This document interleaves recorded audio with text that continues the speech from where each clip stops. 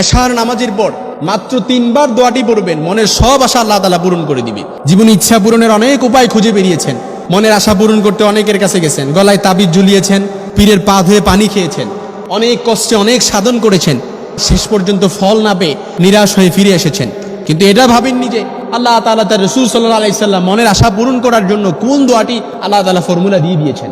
আল্লাহর হাবিব সাল্লাল্লাহু আলাইহি সাল্লাম, সহিহ তিরমিজিতে হাদিসটি এসেছে, আল্লাহর হাবিব সাল্লাল্লাহু আলাইহি সাল্লাম বলেন, ওই সত্তার কসম যার হাতে আমার প্রাণ রয়েছে, ওই সত্তার কসম করে বলছি, কেউ যদি এই দোয়াটি পড়ে, আল্লাহ তাআলার কাছে কোনো দোয়া করে, আল্লাহ তাআলার কাছে কোনো দোয়া চায়, আল্লাহ তাআলা তা ফিরিয়ে দেয় না। সুবহানাল্লাহ, আরো আসতে পড়েন, আল্লাহ তাআলা তা ফিরিয়ে দেয় না। এই জন্য আল্লাহ তাআলার কাছে এই দোয়াটি পড়ে বললেন, আল্লাহ এটা দিয়ে দেন, দিয়ে দিবে। আল্লাহ তাআলার কাছে বললেন, আল্লাহ এই আশাটা পূরণ করেন, পূরণ করে দিবে। আল্লাহর কাছে বললেন, আল্লাহ কষ্টে আছি, কষ্ট দূর করে দিবে। আল্লাহর কাছে বললেন, আল্লাহ ব্যবসায় মন্দা, বারাকা হচ্ছে না, ব্যবসায় বারাকা হবে। আল্লাহ তাআলার কাছে বলবেন, আল্লাহ বিয়ের জন্য পাত্রী খুঁজে পাচ্ছি না, পাত্রীর ব্যবস্থা করে দিবে। উত্তম পাত্রী, শুধু পাত্রীর ব্যবস্থা না, উত্তম পাত্রীর ব্যবস্থা করে দিবে। আল্লাহর কাছে বললেন, আল্লাহ বিয়ে করছি, অনেক বছরটা হয়েছে, এবার একটা সন্তানের মুখ দেখতে চাই, নেক সন্তান দিয়ে দিবে। সন্তান দিবে না, শুধু নেক সন্তান দিবে। সুবহানাল্লাহ বিহামদি। যা দোয়া করবেন, এই দোয়াটি হাদিসে ইসমে আজম নামে এসেছে। ইসমে আজমের অনেক দোয়া আছে, অনেক দোয়া আছে, কিন্তু অনেক মোতাবাররা কিতাবের মধ্যে এবং মুহাদ্দিসিনে কেরাম এই ইসমে আজমটি একেবারে প্রসিদ্ধ একটি ইসমে আজম। আল্লাহ তাআলা, রাসূল সাল্লাল্লাহু আলাইহি সাল্লাম হাদিসের মধ্যে স্পষ্ট নেরেশন। এই দোয়াটা আমি একেবারে বলে দিচ্ছি, পরবর্তীতে আপনারা চাইলে শিখে নিতে পারবেন ইনশাআল্লাহুল আজিজ। আর মিডিয়ার কল্যাণে যারা দেখবেন, ইনশাআল্লাহ এখানেও শিখে নিতে পারবেন।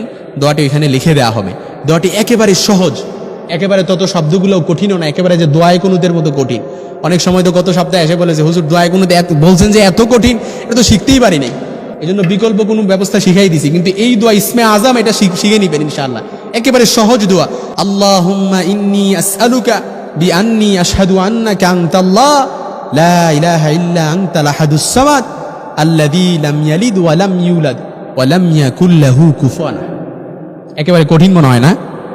একেবারে কঠিন না, একেবারে সহজ, জিহ্বার সামনেই চলে আসবে। আল্লাহুম্মা ইন্নী আসআলুকা বিআন্নী আশহাদু আন্নাকা আনতাল্লাহ লা ইলাহা ইল্লা আনতাল আহাদুস সামাদ আল্লাযী লাম ইয়ালিদ ওয়া লাম ইউলাদ ওয়া লাম ইয়াকুল লাহু কুফুয়ান আহাদ। আল্লাহরে বললেন, আল্লাহ এই দোয়াটা পড়ে আল্লাহকে বললেন, আল্লাহ একটু কষ্টে আছি, কষ্ট দূর করে দেন, দূর হয়ে যাবে, কবুল হয়ে যাবে।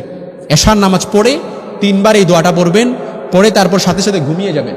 ঘুমানোর পরে উঠে ইনশাআল্লাহ দেখবেন আপনার মনটা একেবারে হালকা হয়ে গেছে। এই দোয়াটা কন্টিনিউ চালিয়ে যান, যতদিন আমল কবুল না হয় ততদিন এই দোয়াটা চালায়া যাবেন ইনশাআল্লাহুল আজিজ। তবে শর্ত হচ্ছে উদুল্লাহ ওয়া আনতুম মুকিনুনা বিল ইজাবা, আল্লাহর উপর পরিপূর্ণ আস্থা রাখবেন, বিশ্বাস রাখবেন যে আমার আল্লাহ আমার দোয়াটা কবুল করবে, আমার আল্লাহ আমাকে কখনো ফিরিয়ে দিবে না, আমার আল্লাহ আমাকে কখনো নিরাশ করবে না, আমার আল্লাহ তাআলা আমাকে এই দোয়া কখনো আমার বিফলে যেতে পারে না। আমি আল্লাহর কাছে বললে আল্লাহ তাআলা অবশ্যই আমার দোয়াটা কবুল করবে।